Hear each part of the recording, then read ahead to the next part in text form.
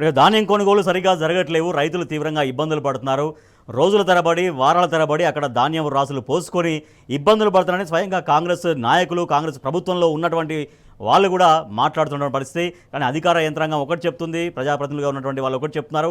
అలా సమన్వయం లేకపోవడంతో వాళ్ళ ఆ సమన్వయ లోపం అనేది రైతులకు శాపంగా మారి రైతులు తమ పండించినటువంటి పంట కళ్ళ ముందే తడిసిపోతున్నా కూడా ఏమీ చేయలేని నిస్సహాయ స్థితి.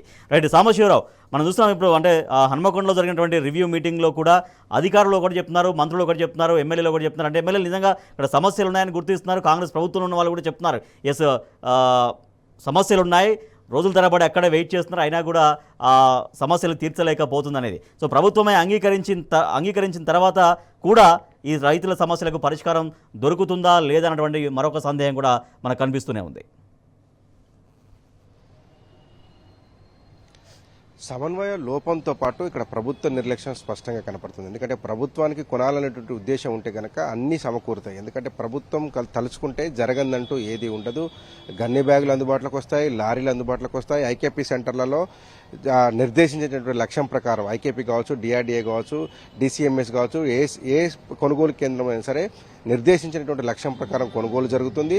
వెంటనే తరలింపు, దిగుమతి కూడా జరుగుతుంది. కానీ ప్రభుత్వంలో ఉన్నటువంటి నిర్లక్ష్యం కారణంగా ప్రభుత్వం కొనుగోలు చేసుకోవట్లేదు కాబట్టి వీటిని దింపుకునేందుకు మిల్లర్లు, నాకు తెలిసినటువంటి చరిత్రలో దాదాపు ఈ ఖమ్మం జిల్లాలో చరిత్రలో కావచ్చు, ఎప్పుడైనా కావచ్చు, మిల్లర్లు ఎప్పుడు కూడా కొనుగోలు కేంద్రాలకు వచ్చినటువంటి దాఖలాలు లేవు ఇప్పటి వరకు. కానీ మొదటిసారి ఈ సంవత్సరం మిల్లర్లు కొనుగోలు కేంద్రాలకు నేరుగా వచ్చి ధాన్యపు రాసులను పరిశీలించి ఈ ధాన్యానికి 5 కిలోలు తరుగు తీసుకుంటాం, 7 కిలోలు తరుగు తీసుకుంటాం అంటూ నేరుగా రైతులతోనే బేరసారాలు జరుపుతున్నటువంటి పరిస్థితి, దుస్థితి ఉంది. ఒకసారి కొనుగోలు చేసిన తర్వాత ప్యాడీ కొనుగోలు కేంద్రం నుంచి కొనుగోలు చేసి లిఫ్ట్ చేసి అక్కడికి వెళ్ళిన తర్వాత మిల్లర్ దగ్గరికి వెళ్ళిన తర్వాత రైతుకు సంబంధం ఉండదు. కానీ మిల్లర్ దగ్గరికి వెళ్ళిన తర్వాత కూడా ఇప్పుడు రైతులు ఇబ్బందులు పడుతున్నారు.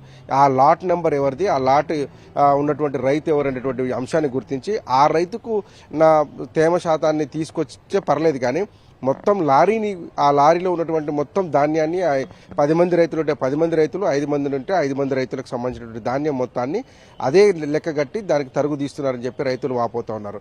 ఇది కాకుండా గతంలో కేసీఆర్ ప్రభుత్వ హయాంలో ఎమ్మెల్యేలను కాళ్ళకి చక్రాలు కట్టి ఉరికిచ్చినటువంటి పరిస్థితులు ఉండే. ఎమ్మెల్యేలు పొద్దున్న లేస్తే కొనుగోలు కేంద్రాల్లో ఉండేటవాళ్ళు, ఎమ్మెల్యేలు పొద్దున్న లేస్తే గన్ని బ్యాగులకు సంబంధించినటువంటి అంశాన్ని రివ్యూ చేసేవాళ్ళు. వాళ్ళ పరిధిలో ఉన్నటువంటి అధికారులను పిలుచుకొని ఎంత కొన్నారు, ఇంకా ఎంత కొనాల్సి ఉంది, సమస్యలు ఎక్కడ ఉన్నాయని అడిగి తెలిసినటువంటి పరిస్థితి ఉండేది. కానీ ఇవాళ ఏ ఎమ్మెల్యే కూడా క్షేత్రస్థాయిలో పరిశీలించేటువంటి పాపాన పోలేదు.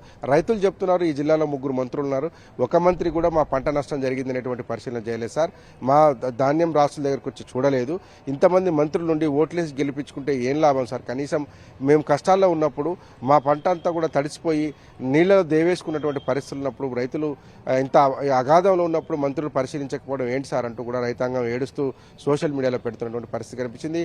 ఏ మీడియా సంస్థ పోయినా బోర్రం అంటూ రైతులు వినిపిస్తున్నారు.